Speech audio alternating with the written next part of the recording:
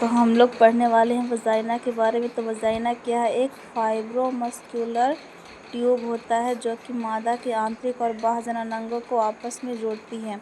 मतलब जो इसका एक्सटर्नल जेनिटेलिया होता है और इंटरनल जेनिटेलिया को जोड़ने का कार्य कौन करता है? वजाइना करता है।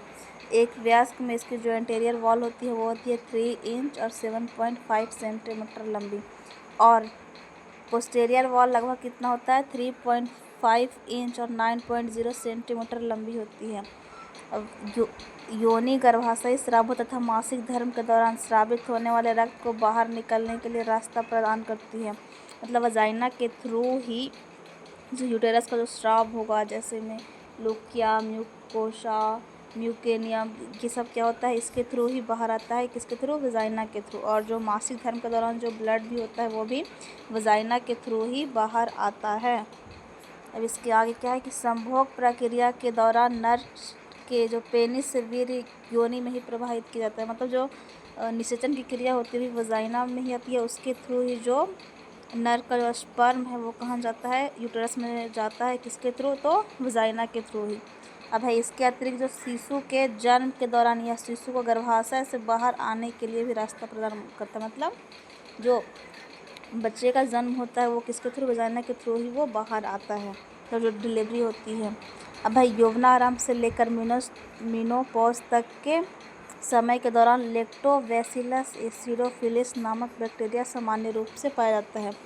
यौवनारंभ मतलब कि जब कोई भी लड़की मतलब है जब कोई लड़की पीरियड स्टार्ट होती है, और मेनोपॉज में तो जब तक उसका पीरियड चलता है तब तक किस समय कौन सा रहता है? बैक्टीरिया लैक्टोबैसिलस एसिडोफिलिस नामक बैक्टीरिया सामान्य रूप से पाया जाता है, जो क्या करता है? लैक्टिक अम्ल का स्रावन करता है। लैक्टिक अम्ल की उपस्थिति के कारण योनि का जो मध्य में अधिक अम्लीय हो जाता है, जो कि योनि को रोगाणुओं की वृद्धि को रोकता है। क्या करता है? रोकता है। इससे क्या होता है? कोई भी जो रोगाणु है वो वजाइना के थ्रू अंदर नहीं जा सकते हैं। अब पढ़ेंगे हम लोग स्ट्रक्चर ऑफ वजाइना। वजाइना का जो बाहरी लेयर होता है, कितना लेयर होता है? पहले होता है इसमें 3 लेयर। कितना लेयर होता है? 3। फर्स्ट है, सबसे बाहरी परत होती है एरिओलर ऊतकों के द्वारा निर्मित होता है। किसके द्वारा निर्मित होता है? एरिओलर ऊतकों के द्वारा निर्मित होता है। और उसके बाद दूसरा है मध्य परत, मतलब मिडिल का जो लेयर है ये क्या होता है? स्मूथ मसल्स के द्वारा निर्मित होता है। किसके द्वारा? स्मूथ मसल्स के द्वारा।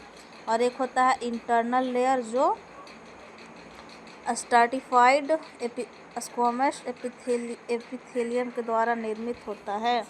तो ये 3 लेयर क्या होते हैं? वजाइना के होते हैं। इसके आगे पढ़ते हैं योनि को रक्त आपूर्ति, मतलब blood supply to the vagina.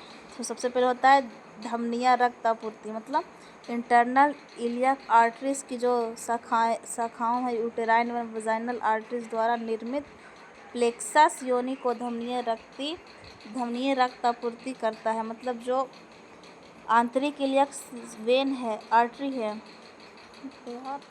मतलब क्या है? जो इंटरनल इलियक आर्टरीज है उसके ब्रांच होते हैं यूटेराइन और वजाइनल आर्टरीज के द्वारा एक निर्मित होता है क्या? प्लेक्सस, जो क्या करता है? योनि को धमनीय रक्त आपूर्ति करता है। अब दूसरा क्या है? वेनस ड्रेनेज, मतलब सीरिय निकास। तो सीरिय वेनस ब्लड प्लेक्सस के द्वारा आंतरिक इलियक सिराओं में प्रविष्ट होता है। अब आते हैं तीसरा है फोर्निसेस। क्या है? फोर्निसेस। तो योनि के ऊपरी भाग में अग्र योनि भित्ति से होकर सर्विक्स के योनि से उभर जाने के कारण बनने वाला रिक्त स्थान क्या कहलाता है? फोर्निसेस कहलाता है। इनकी संख्या होती है 4। कितनी संख्या होती है? 4। तो क्या होता है? जो योनि का जो ऊपर वाला भाग होता है जो अग्र योनि भित्ति से हो सर्विक्स के योनि में जो उभर जाने के कारण एक रिक्त स्थान खाली बन जाता है, उसको क्या कहलाते हैं? फोर्निसेस कहलाते हैं।